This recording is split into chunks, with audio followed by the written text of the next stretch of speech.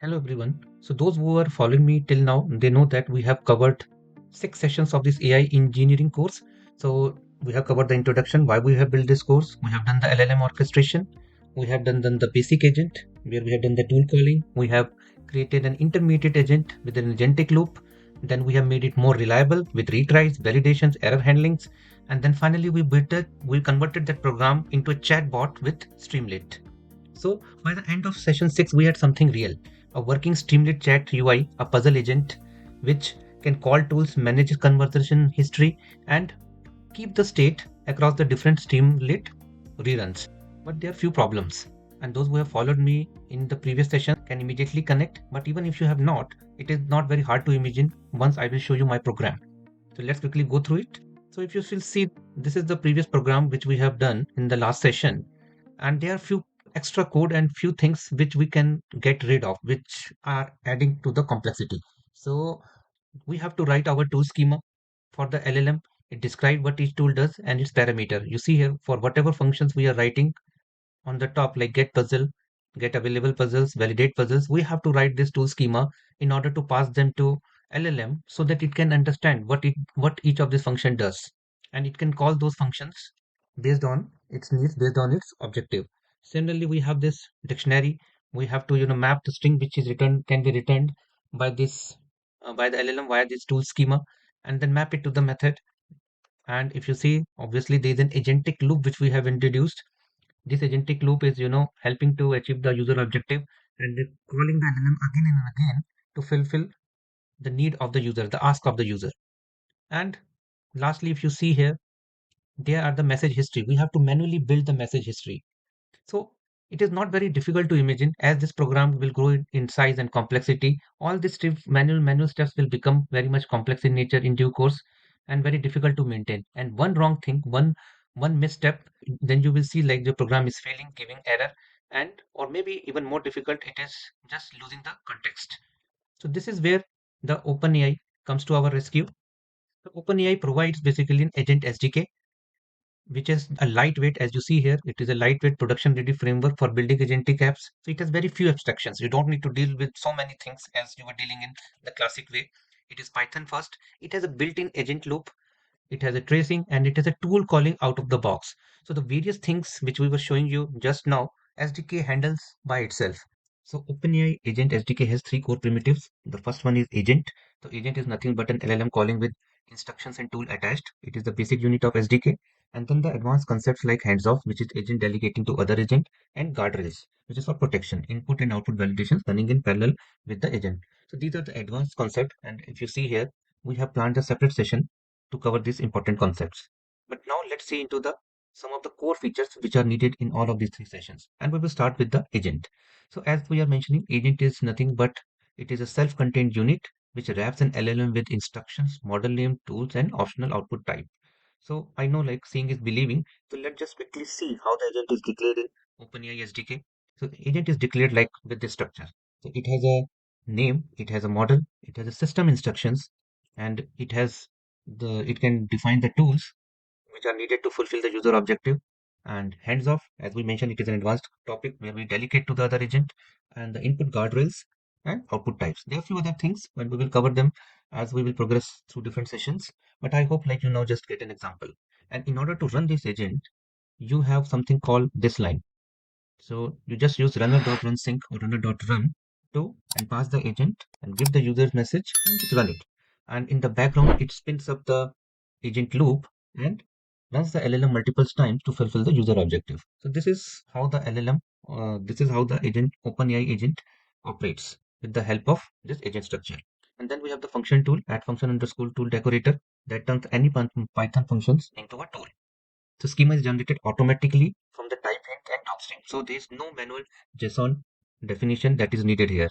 If we will see our program, so our program requires this JSON schema for each of the tool. OpenAI to solve this problem. All it just need is just that decorator in order to turn that function into a tool, which LLM can call. Obviously, it is not working here because this is our old program and we do not have the required libraries. But this is how much simple it can get. And then we have the runner, which we just talked about, which execute the agent loop internally. It calls the LLM processes tool calls, append message, repeat until the agent stops. So you get the final result back. Now see here also, if we will see our program, we have to write the while loop as we have mentioned previously also. So we have this uh, agent loop function, and inside it we have the while loop. If you have seen my program earlier, and if you have not gone through, you can get the idea. We have this while loop which is running multiple times in order to fulfill the user objective, but that is just replaced with one single line in the OpenAI SDK. So see how much simple it is getting, how much abstraction the OpenAI SDK is providing.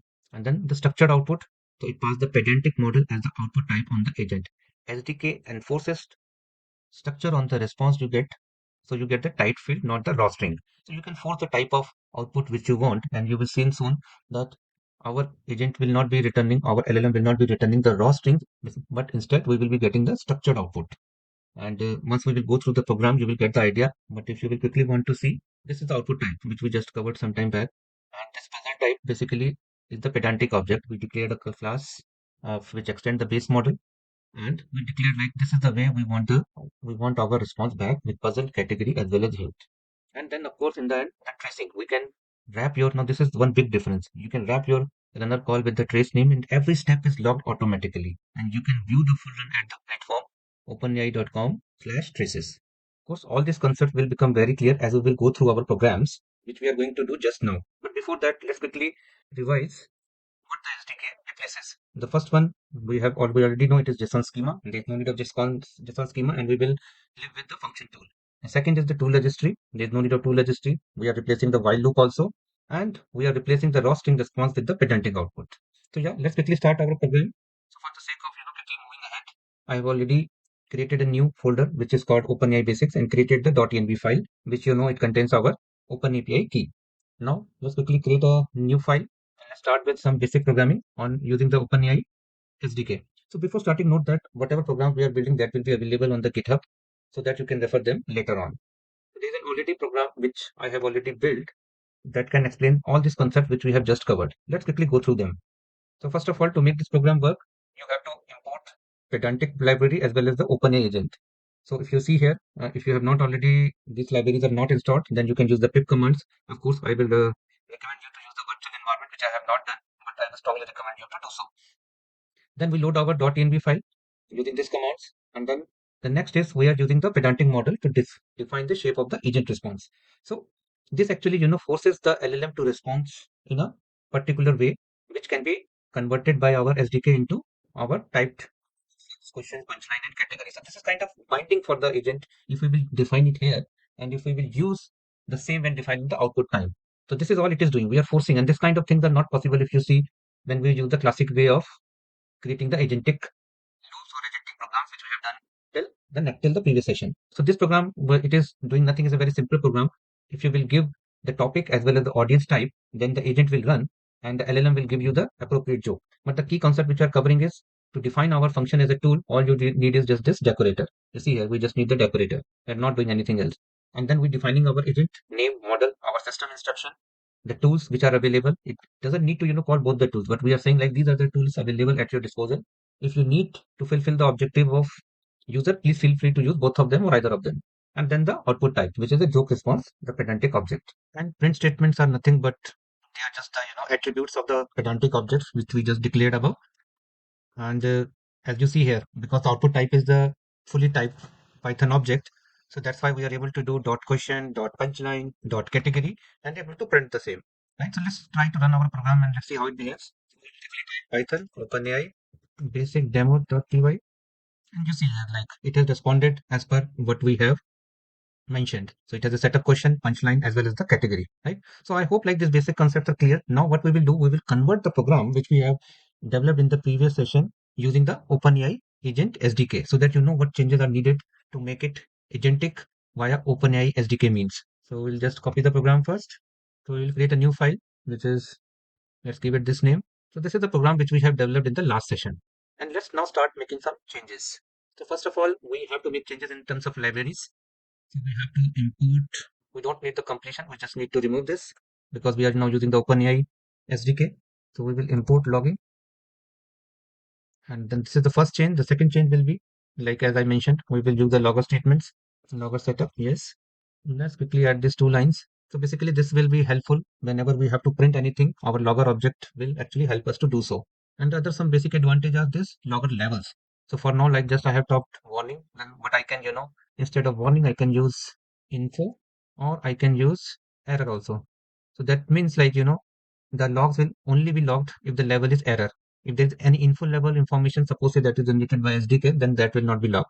And then this name, this is the Python defined variable and it will contain the name of this module. And we can always use this will help us to debug if suppose there are multiple modules are involved. And it helps us to debug from where the error is coming. Now the third thing is we have to define our pedantic class model for tool outputs. Yes, so we will do this. So our puzzle, this is our puzzle program. If you see here, it has to give us the puzzle by reading from this path. It has to give the puzzle. And we are saying that you have to respond using the puzzle category as well as the hint. And then we have to add the decorator. I hope you get it. Now it should be very simple because in this program we are using the right library agents.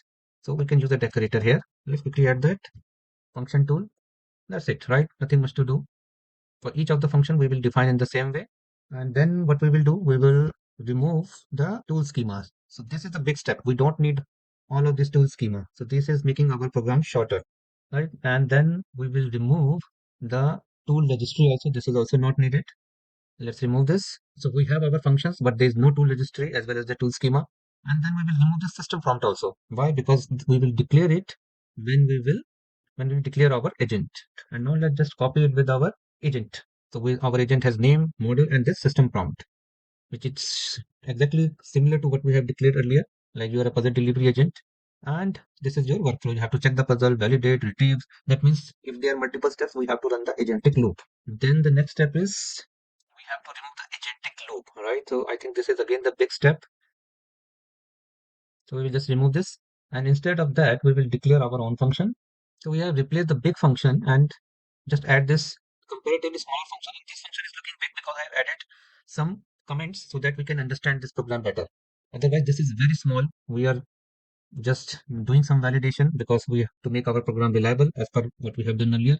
And this is just a small piece of code. We will explain, go through it. And this is our runner.runsync, which is the replacement of our agent. And then when we will go through this program and we will find out what it is doing. But first of all, let's make the changes. Then we are go to the Streamlit section. And here we don't need the messages. So we are, because there is no system prompts, you see it is giving error. So we will remove this and we will add this, right? We're adding a new attribute, which is the history, and it is stored as a attribute of the session state object. That's all it is need. Just one more change, I think. Yes. So yeah, we have removed our while loop agentic loop. We have to change it with the new function which we have created. And I think that's all what we need to make this work. You are clear? We have added the logger. We have added some import statements on the top. We have our pedantic model. Then we have added the function tool as a decorator. We remove the schemas. We remove the dictionary. And then we have added our agent. You see here we have added the agent with the system instruction. That will remain as it is. And we will pass the tools here which are available for disposable and the output type, which is puzzle response, our pedantic object. This is also not needed. Let's remove this. Of course, this print statement and all, I mean, these are some extra things to make this program reliable. And we are removing some of the things which we can add later on. So max length we should not remove, but we should remove this function because we are not using it. And I think, yeah, that's fine. So you see here, like, our program has become quite short in comparison to what was there earlier on. Right, so let's try to run this and see how it works. Okay, logging.error. I think it has thrown some error here on the top. Logging.error. It is giving the error. Let's mention it for now, the info. Yes, save it. Oh, it is giving some error now. Okay. I think I get it. Main thread missing the script run context. Now, guys, there is one issue which you should understand it here. If you see here, now first go through I think the run agent function and you can understand it better. Now, if you see here, we are first validating the user input, what user is typing. And then what we are doing, we have created this new history attribute of the session state. So Streamlit, we have gone through in the previous session. Streamlit basically, there's multiple runs of the Streamlit, and that's why, this session state helps to, maintain the state, right? So this is why we are creating this history, which is visible to the user, right? So whatever we are So on the first run, the history is empty, so we just pass it as the user input. But on the subsequent run, history is the output of the result to input list. Now this is how we are building the our message conversation, right? So this is what we are doing. So first we are running it and see, like, we have used the with trace. This is the way to record it so that you know that every step is logged and visible on the platform.openai.com. And this is how we are running our agent. And once the agent has run, so whatever is the output, we store the details of the response as well as the user input in the history, in the session state history, using this thing, results to input list. So this is all what we are doing, and we will run this program. But the problem here is just use puzzles, right? Where if you have seen the programs earlier on, if you have followed it, then we are using this variable to track which puzzles have been used. Now this is session state. This is defined in the session state. But what actually happens when our program runs using the runner.run sync, and we will go through this concept runner.run sync and what is runner.run, but it actually creates a separate event loop. So when it creates this separate event loop and run this function, which functions? All these functions, um, get puzzle, validate puzzles, all of these functions, when it will run, then this variable will not be available because this is available in your main thread, but your runner.run sync, although it shows the name sync, but in the background it creates a separate thread, right?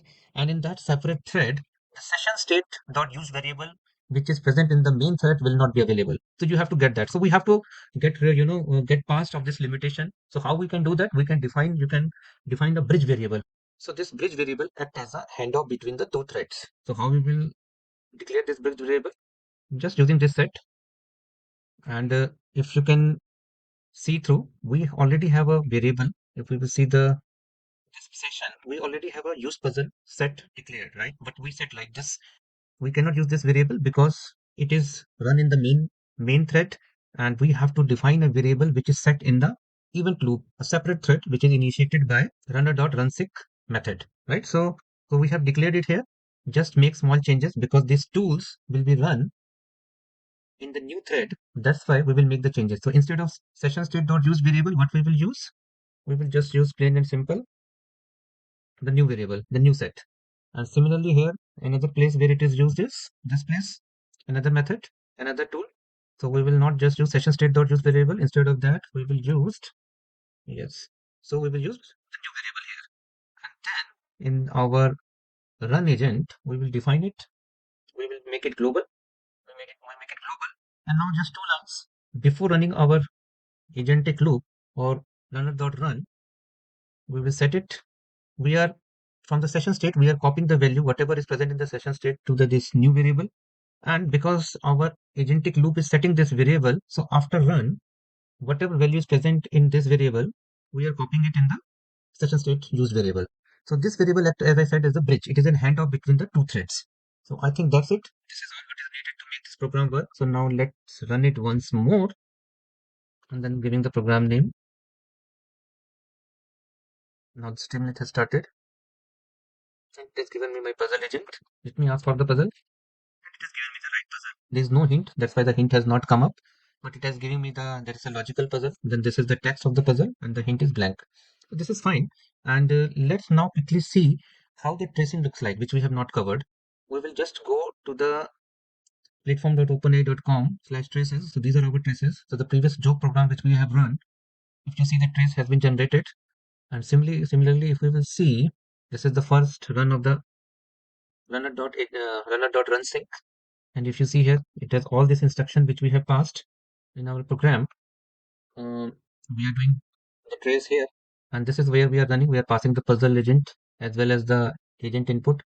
So puzzle agent, this all system instruction is passed here. You see here, right? These instructions are there, and then the output is, it is saying run this function, right? Get available puzzle. So it has run the get available puzzle, right? So output is this one. These are the three puzzles. Then the second call, it is again, these are the instruction. The input is get available puzzles, right? Whatever the output we have got here, this is there, and output it, validate the puzzle, right? So this is where it is, you know, and the validate puzzle has run. So this is where, because we are saying the puzzle should be of certain quality, so it has run it 3 times. And then the final, there is an again LLM call. So you see here, all the details are there, the same system instructions. And if you see here, the arguments are there. The validate puzzle, the get available, the response of get available puzzle is available. The response of validate puzzle is available, showing it has done the three times. And it, because there are three puzzles, find the quality out of these three puzzle, and then finally it has decided out of them which puzzles it has to get. And it has decided puzzle number 2 and 3 here. And then finally, again, there is a from the puzzle number 2, it has got the output. And I think this is puzzle 3. It has also got the output of puzzle 2 and 3. And finally, you see here, it has, returned this puzzle number 2 as the response. So this is the way, it is progressing. But I think now the new way of creating the program using the OpenAI SDK is clear to you. And all these concepts which we have discussed, right? This is the main thing. The concepts of agent, function tool, runner, structured output, tracing, all these things have becoming clear to you. In the next session, we will make multi-agent system. We will cover handoff. We will cover runner.run in little detail. We will cover, see like, it has multiple versions. We will introduce a web search tool, which is hosted inside the OpenAI infrastructure. Right. And then another important concept which we will cover is run context wrapper and input filters. So there are a few important things to cover in the next session. If you have any questions and comments, please pass it in the below section. Thank you very much for joining in today's call. Bye.